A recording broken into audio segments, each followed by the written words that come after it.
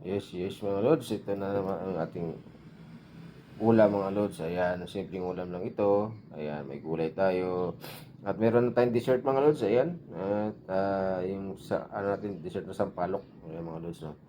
Kailangan kasi natin sampalok mga lods dahil para magkaroon tayo ng panlasa mga lods. Dahil yung sipon ko mga lods. Oh, iinom din tayo ng gamot mga lods para yung sipon ko mawala. Ayan mga lods. So ayan, para makainom na tayo ng gamot. Kaya na tayo mga lods. Ayan mga lods, ito yung kalamansin natin. Ito yung sili natin mga lods. Pisain muna natin yung sili natin mga lods. Ayan. Ito. Dito sa tuyo natin mga lods. Yan. Siyempre pati kalamansin mga lods, diba? Para may asim.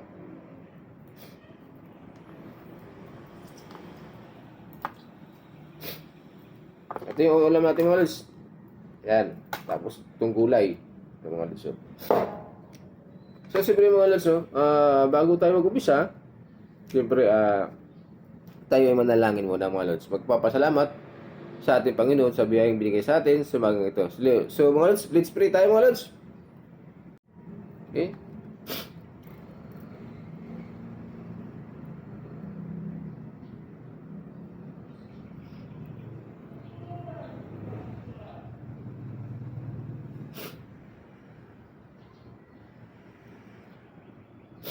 Mga lods, alam mo mga lods, kailangan natin kumain.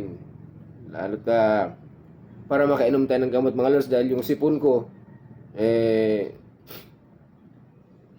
yun ang nagpapaano sa atin mga lods, nagpapahina sa atin yung ating karamdaman. Minsan hindi maiwasan sa atin yung mga lods dahil tao lamang tayo. Tao lamang tayo mga lods na tinatamaan din ng karamdaman. Yung sipon natin mga lods, no? Yung sipon, ubo, natural lang sa atin yan. Normal na yan. Kumbaga mga normal na yan sa ating buhay. So, siyempre, alagaan din natin mga lods yung ating mga sarili. Ang ating katawan. Eh, siyempre, kailangan natin kumain para makainom tayo ng gamot. Kasi pag inom tayo ng gamot na wala tayong kain, hindi maganda. Para hindi magkakaroon ng effect yung gamot na ininom natin mga lods pag wala tayong kain. Kaya kailangan natin piliting kumain mga lods kahit wala tayong kumain, pinilit tayong kumain para makainom tayo ng gamot para makasurvive tayo mga lods, no? Ingatan natin ang katawan natin to. So yun mga lods, diba? Mahalaga ang ating katawan. Iniingatan natin yan mga lods. So yan. At ito nga mga lods, meron akong ito, yung sampalok na mga lods para medyo maasim siya. Yun ang ating para yung panlasa natin di mawala. So ayan mga lods, no? So tara na.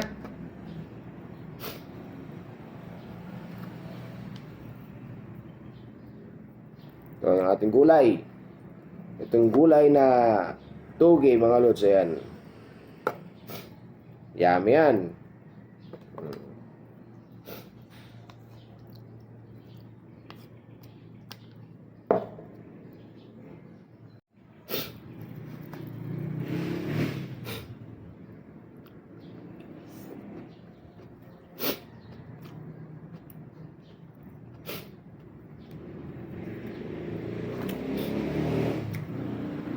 Chicken natin mga lods.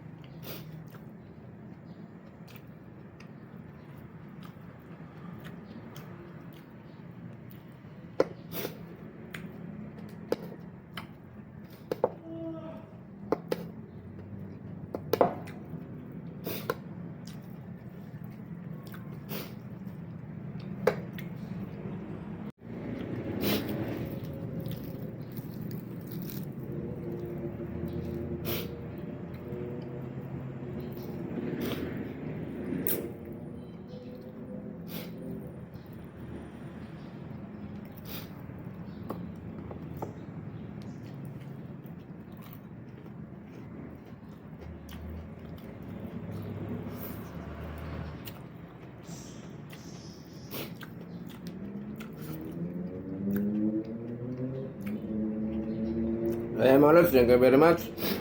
Thank you for watching. Ingat po tayo mga lods. Bye bye po.